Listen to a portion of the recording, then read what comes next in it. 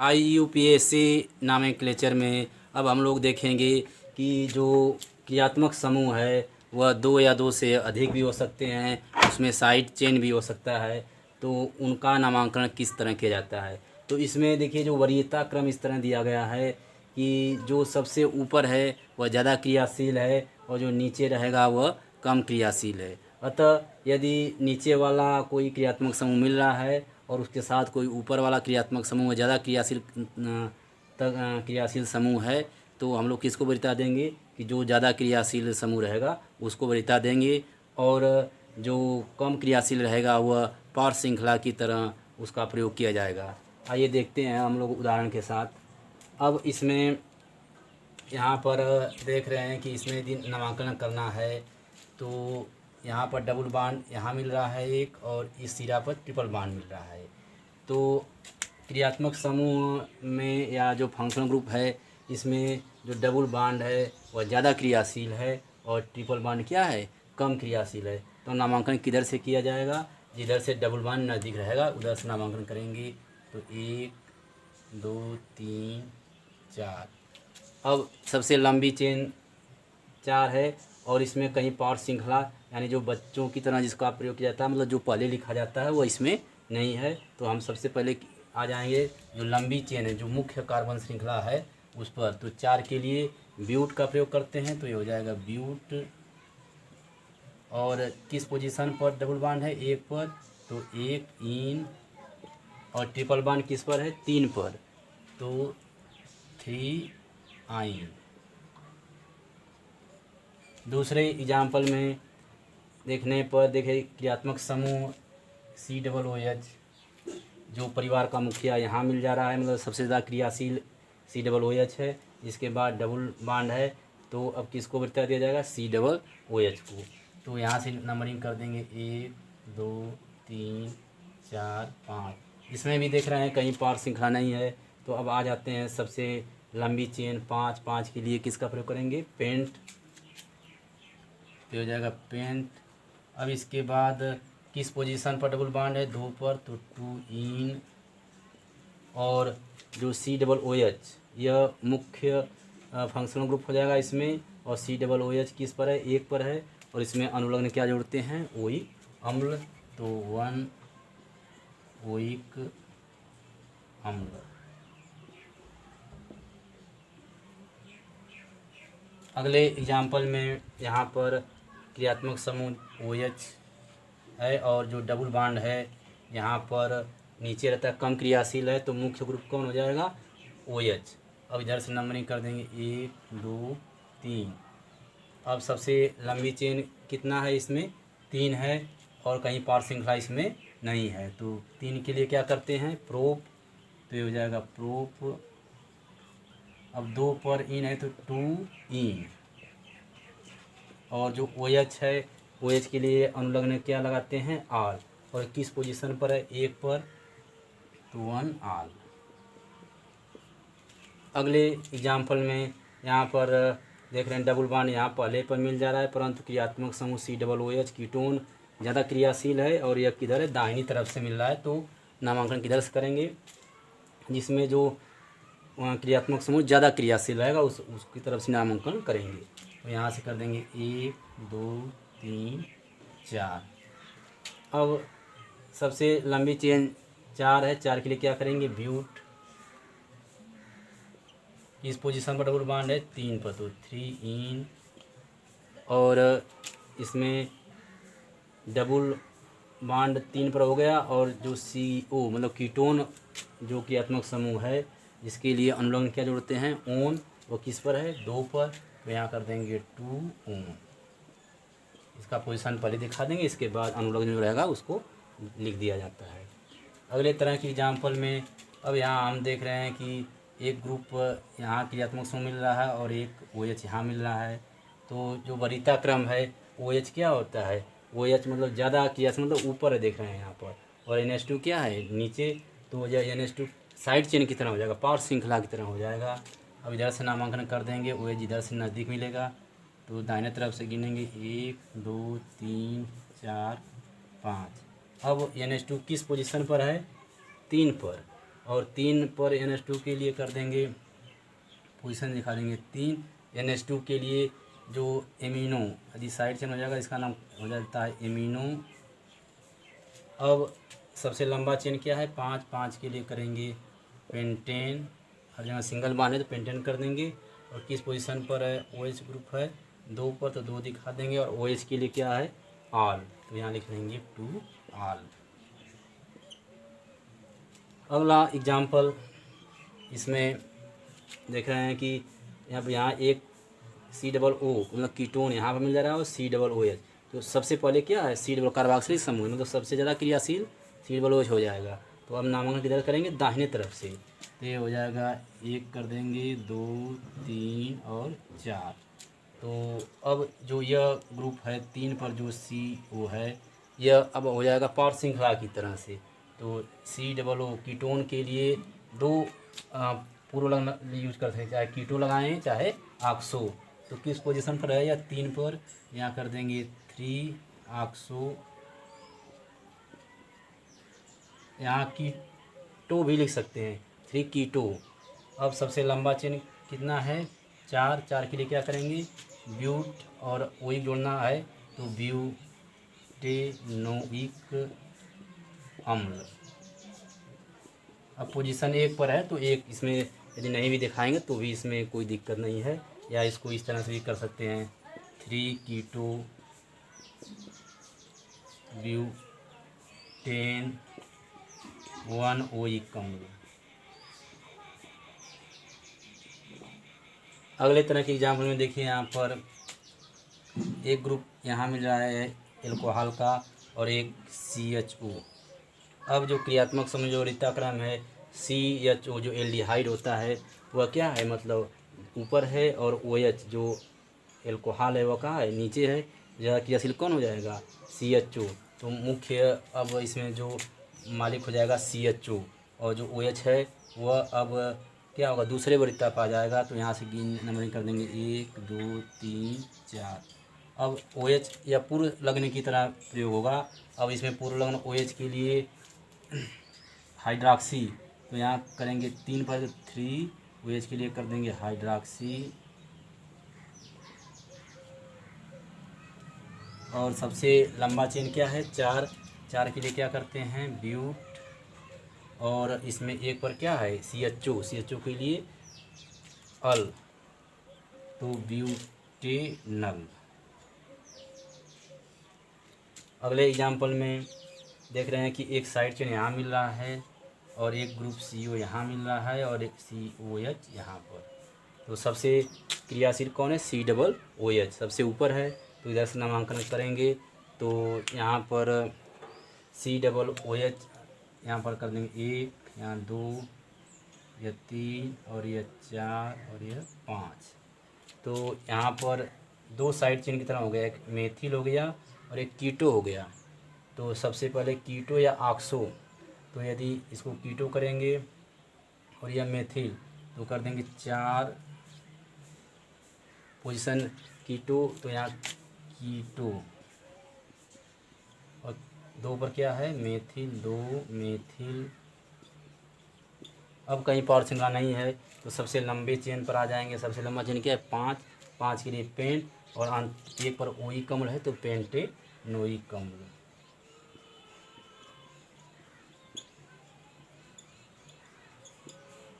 अगले तरह के उदाहरण में देखिए, इसमें देख रहे हैं कि यहाँ पर जो CH3 होल ट्वाइस मतलब इकट्ठा कर कर दे दिया है। तो अब इसको हम लोग क्या करेंगे, थोड़ा इसको मतलब अलग अलग करेंगे कि जो CH3 किस कार्बन पर है।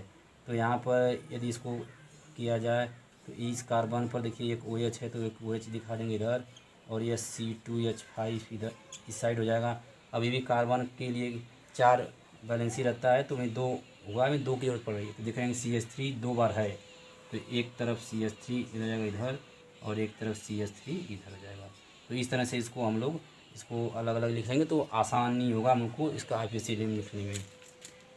अब इसमें नंबरिंग करेंगे, देखिए तो 1, 2 दूसरे में मिल जा रहा है तो OH ग्रुप, तो यहाँ से कर देंगे 1, 2, और इसको देखिए 2 बार यहाँ पर है तो 2 और 3, यदि इसको तोड़ेंगे तो इस तरह से हो जाएगा CH2 CH3।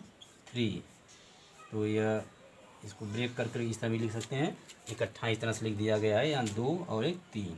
अब देख रहे हैं साइड चेन कहाँ पर है, 2 पर है, और 2 पर क्या है, मेथिल, तो लिख लेंगे 2 मेथिल। अब इसके बाद सबसे लंबा चेन क्या है, 3। 3 के लिए क्या करते हैं, प्रो, और हर जगह सिंगल बांध तो क्या कर देंगे, प्रोपेन। अब 2 पर क्या है, ओ एच, तो यहाँ प्रोपेन 2 आर। ओ एच के लिए क्या लगाएंगे, आल, तो प्रोपेन 2 आल हो जाएगा। अब लास्ट जिसमें इस एग्जाम्पल है जो 10वां नंबर पर है, यहाँ पर फिर उसी तरह दिखिए दिया है, इकट्ठा कर दिया है, तो पहले इसको क्या करेंगे हम लोग, अलग अलग करके इसको लिख लेंगे। तो अब यहाँ पर यदि इस कार्बन के देख रहे हैं तो एक हाइड्रोजन ऊपर है, एक कार्बन यहाँ पर रहेगा। अब इस कार्बन के लिए 2 कम पड़ रहा है, तो देखिए CH3 2 बार है, तो CH3 एक बार इधर कर लेंगे, एक बार नीचे कर देंगे। अब यहाँ पर देखेंगे कि इस कार्बन एक एच यहाँ पर रहा ऊपर, तो यहाँ ऊपर कर सकते हैं, और एक OH यहाँ, तो इसको मान लीजिए नीचे कर दिए, और यहाँ पर CH3 एक बच रहा है, तो इस तरह से CH3 लिख लेंगे। तो यदि इसको इस तरह से अलग अलग करके लिखेंगे तो एकदम क्लियर हो जाएगा कि किस पोजीशन पर कौन कार्बन जुड़ा है या कोई ग्रुप जुड़ा हुआ है। देख रहे हैं कि यहाँ पर मिल रहा है OH क्रियात्मक समूह, मतलब मुखिया मिल जा रहा है, तो वरीयता की जगह देंगे जिधर से OH नज़दीक रहेगा, तो यहाँ कर देंगे 1 2 3 और 4। तो अब देख रहे हैं कि 3 पर एक साइड चेन हमको मिल रहा है, इसका नाम क्या है, मेथिल। पहले साइड चेन मतलब जो परिवार के बच्चे रहते हैं उसकी तरह से इसका नामांकन फिर लिखेंगे, तो हो जाएगा 3 मेथिल। अब इसके बाद कहीं साइड चेन नहीं है, तो सबसे लंबी चेन 4 के लिए ब्यूट, और सिंगल बांड है तो क्या कर देंगे एन, तो ब्यूटेन हो जाएगा। अब किस पोजीशन पर है, OH है 2 पर, तो यहाँ कर देंगे 2, और OH के लिए क्या दिखा देंगे आर। तो इस तरह का जो एग्जाम्पल इसमें 2 या 2 से अधिक क्रियात्मक समूह को लेकर हम लोगों ने सीखा। अब इसमें यही ध्यान रखना है कि इसमें कौन ज़्यादा क्रियाशील है और कौन कम क्रियाशील, मतलब कौन इस समूह में सबसे ऊपर वह ज़्यादा क्रियाशील रहेगा और जो नीचे रहेगा वह कम। अब इसमें देखिए जो रिंग वाला, जो साइक्लो वाला है, इसको लेकर अब एग्जाम्पल थोड़ा हम लोग सीखेंगे। देखिए यदि इस तरह रिंग बनाया है तो यही ध्यान रखना है कि जो जहाँ पर एक लाइन मिल रही है वहाँ पर क्या है, कार्बन, यहाँ पर एक लाइन मिल रहा है, दोनों लाइन जाके मिल रहा है, तो यहाँ कार्बन, एक कार्बन यहाँ पर, और इस तरह से यह बांड है, तो इसका मतलब यहाँ पर एक हाइड्रोजन निकला है, तो वह एक हाइड्रोजन निकल जाता है एल्केन से, तो वह क्या हो जाता है, एल्किल ग्रुप की तरह हो जाता है। तो अब देखिए यहाँ पर यह रिंग नुमा है, बंद है, तो इसके लिए क्या कर देंगे साइक्लो, और 1 2 3 कार्बन के लिए प्रोप, अंत में इल, तो इसका नाम क्या हो जाएगा, प्रोपिल। इसमें देखिए यहाँ पर भी 2 लाइनें आके जहाँ पर ज्वाइन हो रही हैं वहाँ पर कार्बन होता है, यहाँ पर देखिए ज्वाइन हो रहा है, यहाँ पर भी कार्बन है, यहाँ ज्वाइन हो रहा है, यहाँ पर भी कार्बन है, और यहाँ से इस तरह से जो दिखाया गया इसका मतलब एक हाइड्रोजन वहाँ से निकला है। देखिए यदि रिंग बंद है तो इसके लिए कर देंगे साइक्लो, और 4 के लिए क्या होता है ब्यूट, और अंत में क्या जोड़ेंगे इल, तो इसका नाम क्या हो जाएगा ब्यूटिल, साइक्लो ब्यूटिल। इस तरह इसमें देखिए यहाँ ज्वाइन है, एक कार्बन यहाँ, एक यहाँ, और एक कार्बन यहाँ, एक यहाँ और एक यहाँ, कितना हो गया 5। रिंग के लिए क्या कर देंगे साइक्लो, 5 के लिए पेंट, और अंत में इल, तो क्या नाम हो जाएगा पेंटिल। इस तरह इसमें देखिए एक कार्बन यहाँ, एक यहाँ, एक यहाँ, 3 हो गया, 4, एक 5, एक 6। रिंग है तो रिंग के लिए क्या करेंगे साइक्लो, और 6 के लिए हेक्स, अंत में क्या करना है इल, तो इसका नाम क्या हो जाएगा हेक्सिल। तो अब इस तरह का कुछ उदाहरण हम लोग देखते हैं कैसे उसका IPSC ने किया जाता है। रिंग वाले उदाहरण में देखते हैं कि यहाँ पर देखिए एक रिंग यहाँ दिखाई दे रहा है, तो क्या ध्यान रखना है कि सबसे पहले क्या देखते हैं क्रियात्मक समूह, मतलब परिवार का मुखिया यानी फंक्शनल ग्रुप। तो यहाँ पर देख रहे हैं कि फंक्शनल ग्रुप यहाँ पर CHO मिल जा रहा है, तो अब जहाँ से मिलता है वहाँ से नंबरिंग करेंगे या जिधर से नज़दीक मिलेगा, तो नंबरिंग कर देंगे 1 2 3 4।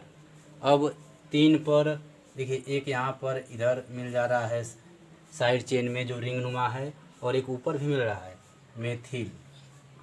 तो यह जो रिंग है वह किस पर है, 3 पर है, और इसमें साइक्लोप्रोपिल्स, तो 3 पर है, तो यहाँ कर देंगे 3 और रिंग 3 बार कार्बन है, 1 2 3।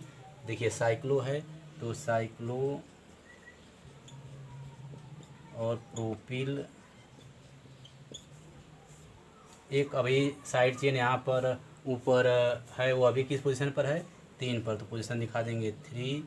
और CH3 के लिए क्या प्रयोग करते हैं, मेथिल का, तो यहाँ कर देंगे मेथिल। अब सबसे लंबी जो कार्बन श्रृंखला कितना है, 4, 4 के लिए ब्यूट, और हर जगह क्या है, सिंगल बॉन्ड, यहाँ कर देंगे ब्यूटेन। और किस पोजीशन पर CHO ग्रुप है, 1 पर, और CHO के लिए क्या लिखते हैं, अल, तो 1 अल। तो इस तरह से जो रिंग लगा हुआ है तो उनका भी नामांकन इस तरह से कर लिया जाता है। अब देखिए अगले तरह के एग्जाम्पल में, देखिए इस तरह से यदि बनाया, इसका नामांकन करना है तो इसको कैसे करते हैं, तो ये बताएंगे कि जहाँ पर भी मतलब ज्वाइन हो रहा है वहाँ पर क्या, एक कार्बन है, एक कार्बन यहाँ हो गया, एक कार्बन यहाँ, एक कार्बन यहाँ, और जो सबसे किनारा है वहाँ पर भी एक कार्बन रहेगा, एक कार्बन यहाँ कर देंगे और एक कार्बन यहाँ। अब इसके बाद यदि हाइड्रोजन संख्या पूरी करनी है तो 4 इसको चाहिए कार्बन को, तो 1 यहाँ हो गया, 3 यहाँ कम पड़ा है तो CH3 कर देंगे। और यहाँ पर 2 है, 2 की कमी पड़ रही है, यहाँ पर भी 2 है, 2 की कमी पड़ रही है, तो 2 हाइड्रोजन रख देंगे, और यहाँ पर भी 2 हाइड्रोजन रख देंगे, और यहाँ 1 है, यहाँ 3 हाइड्रोजन कर देंगे CH3। यदि यह जो चेन है इसको पूरा इस तरह दोनों तरफ खींचा जाए तो क्या होगा, एकदम रिजु रेखा में आ जाएगा।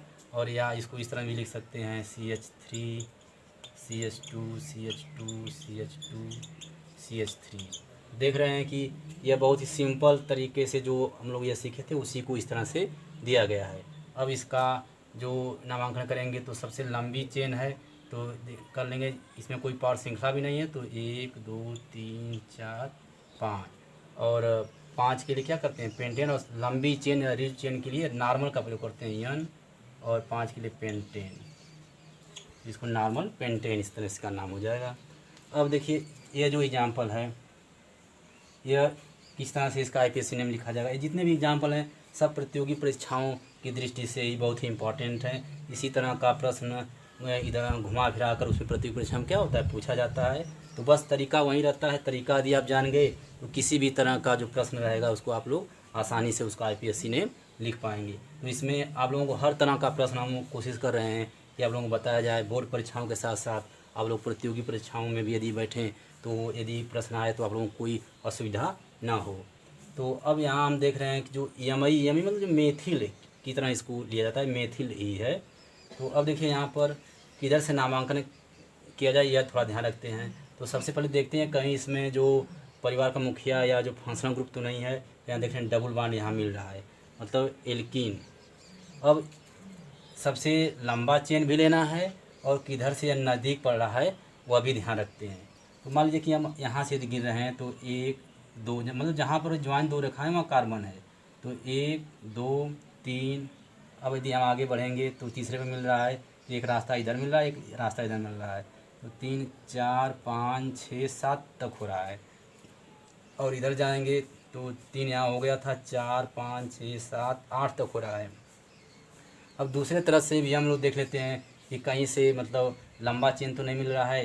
यदि हम इधर आएंगे तो 1 2 3 और 4 5 6।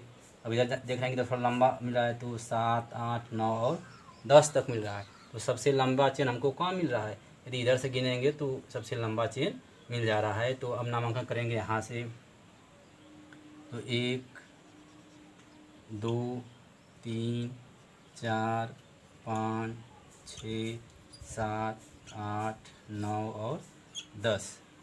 तो इस तरह से सबसे लंबा चेन का चुनाव हो गया।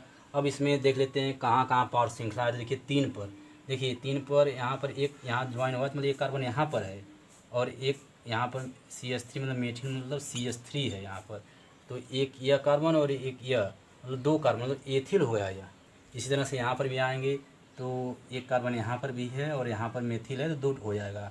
और यहाँ 6वें पोजीशन पर देख रहे हैं कि यहाँ पर भी एक कार्बन है और यहाँ पर CH3 का मतलब क्या है, मेथिल।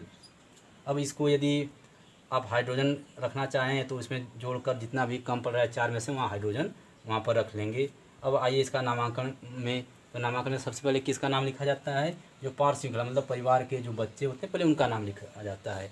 देख रहे हैं कि 3 पर हमको पार श्रृंखला मिल रहा है, तो 3 पर मिल रहा है, तो यह क्या है, 2 कार्बन हो गया मतलब एथिल, तो 3 एथिल हो गया। आप देखेंगे 5 पर भी एथिल ही है और 6 पर भी एथिल है, तो हर जगह मतलब एथिल ही है, तो कामा करते जाएंगे। 3 पर भी है और 5 पर भी है, और किस पर है, यह 6 पर, 3 पर, 5 पर और 6 पर क्या है, एथिल, यहाँ कर देंगे एथिल।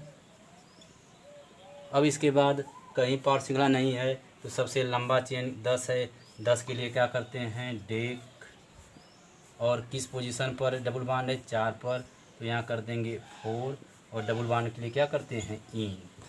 तो इस तरह से जो यदि नामांकन करना होता है तो ध्यान रखते हैं कि किधर से मतलब क्या हो रहा है, पार श्रृंखला यदि है तो वह ध्यान रखेंगे नज़दीक मिले, पार श्रृंखला नज़दीक के साथ क्रियात्मक समूह को भी वरीयता देंगे और सबसे लंबा चेन का चुनाव करेंगे।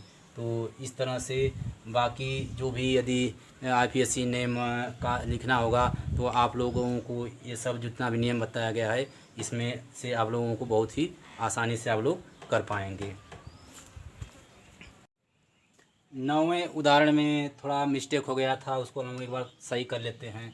देखिए इसमें जो कार्बन है तो यहाँ कार्बन पर एक OH हो जाएगा, और अभी भी कितना कम पड़ रहा है, इसको एक इधर हो जाएगा, तो 2 कम पड़ रहा है, तो यहाँ हो जाएगा C2H5, और यहाँ पर CH3 2 बार है, तो इस कार्बन पर एक तरफ CH3 कर देंगे और दूसरी तरफ CH3। अब C2H5 को CH2 CH3 इस तरह से भी इसको अलग करके लिख सकते हैं। अब जब नामांकन करेंगे देख रहे हैं कि बाएं तरफ से पहला और दूसरे पर जो परिवार का मुखिया मतलब क्रियात्मक समूह मिल जा रहा है, तो नामांकन की दस करेंगे बाएं तरफ से, तो लिख देंगे 1 2 3 और 4। तो अब 2 पर क्या है, जो CH3 क्या है, पार श्रृंखला की तरह मतलब बच्चों की तरह है, इसको कर देंगे 2 मेथिल, और सबसे लंबा चेन कितना है, 4, और हर जगह क्या है, सिंगल बॉन्ड, तो 4 के लिए ब्यूट और अंत में एन ब्यूटेन, और किस पर है पोजीशन पर OH ग्रुप है, 2 पर, यहाँ कर देंगे 2 आल।